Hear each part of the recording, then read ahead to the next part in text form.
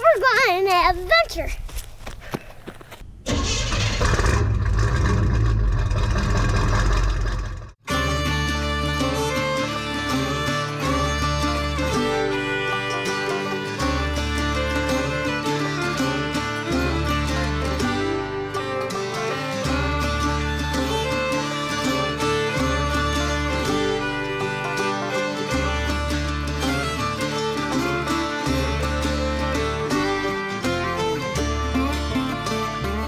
Well, it's springtime again, and here at our home in southeast Kansas, you get used to some really extreme weather swings.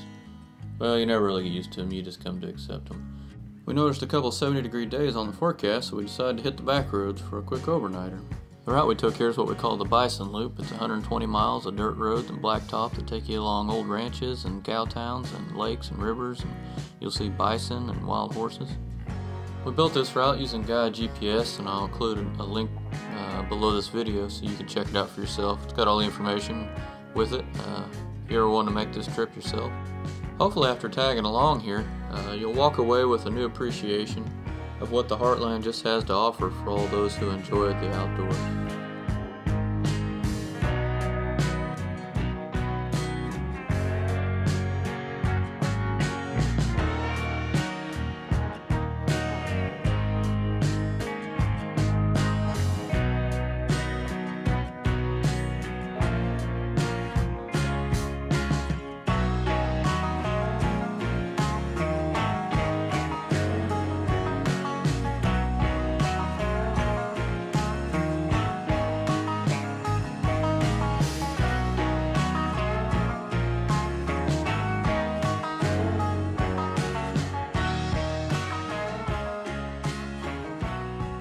These horses are what is left of the wild horse herds that once roamed these prairies. The ranchers are incentivized by state and federal funding for areas to graze them. This ground here is known as the Cross Bell Mullendore Ranch. The husband and wife Mullendore duo started in 1925, and from then till the 60s, they built a ranch that covered over 130,000 acres and boasted the largest cattle shipment ever handled by the Santa Fe Railroad. Due to failing health, they handed the reins over to their son. Well, in 10 short years, he racked up $12 million in debt to the mafia. His wife was divorcing him, and he had a $15 million life insurance policy. Needless to say, he didn't live much longer. And to this day, the murder has not been solved. The veil of the unsolved murder has covered over what was a truly amazing accomplishment.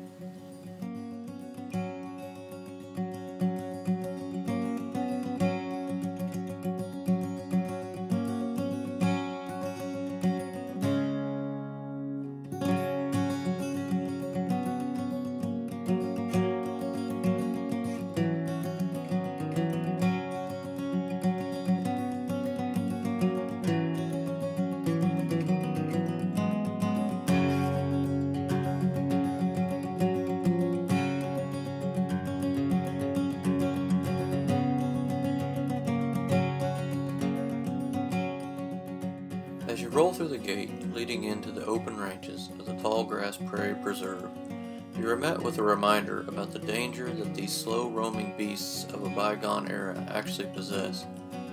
This herd that now covers the hills started out with just 300 head in the early 90s.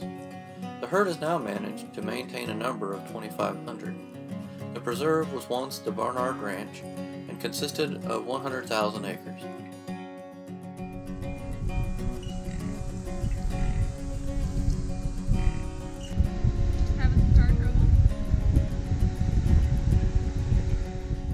When your mode of transportation is almost 50 years old, being able to roll with minor setbacks is all part of the adventure. We had a fuse box issue put us down for 20 or 30 minutes or so, but could you possibly pick a better spot to break down? All in all, very minor flukes, and we were quickly back on the road. There's a lot I like about our old Blazer, but being able to roll up the sides and travel in the open air is probably the top of my list. We really enjoy it, especially in March. You get 80-degree days like this, you gotta take advantage of it. Job's hat, on the other hand, didn't fare too well in the wind.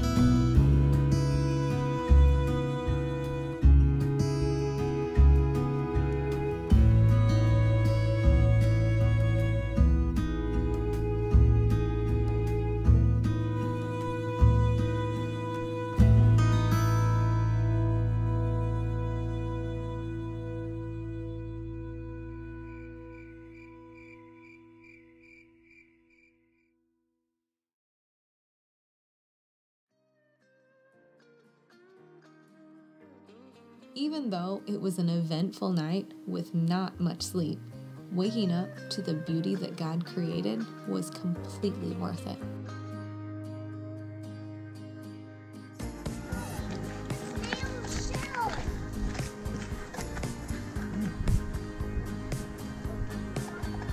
Mama.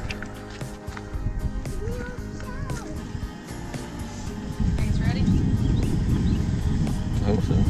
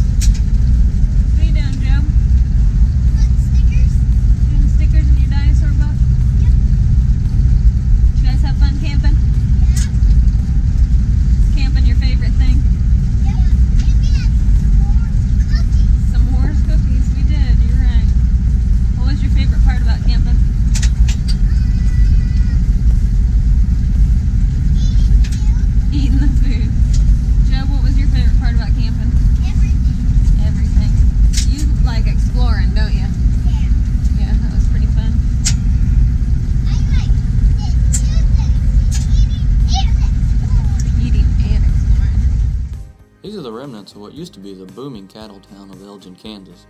Elgin was larger than Dodge City in the late 1800s and was one of the largest cattle shipping centers in the U.S. They would push the cattle across the Indian territories to the south of Elgin, across the river, and then load them on rail cars and ship them east and north from there. Given it was full of cowboys, Elgin was known for being a pretty rough town, and even the Dalton gang frequented off and on. Just what's left of these brick streets tell you that this town used to really be something. This main street is 5 lanes wide. Through the years, Elgin has really had to adapt to survive. After the cattle boom, they rolled into oil production, farming, ranching, and now their main source of revenue is hunting. This little town is just barely hanging on with a population of 80, but their town motto is "A town too tough to die."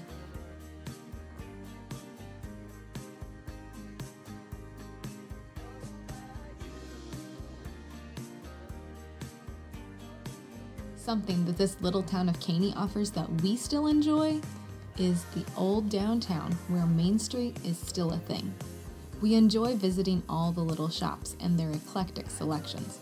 Take Gabby's here, for example. Antiques and old-fashioned shakes. Not something that you'd normally picture together, but it works, and it's definitely worth your time. We love the small little park in the middle of town where kids still ride their bikes from blocks away to play. And don't forget to stop by Big G's, the old-fashioned drive-in, with their famous marshmallow vanilla Dr. Peppers. So good. Although Caney is special to us, if you get off of the 4-lane highways, you'll find that these little gems are scattered all over America.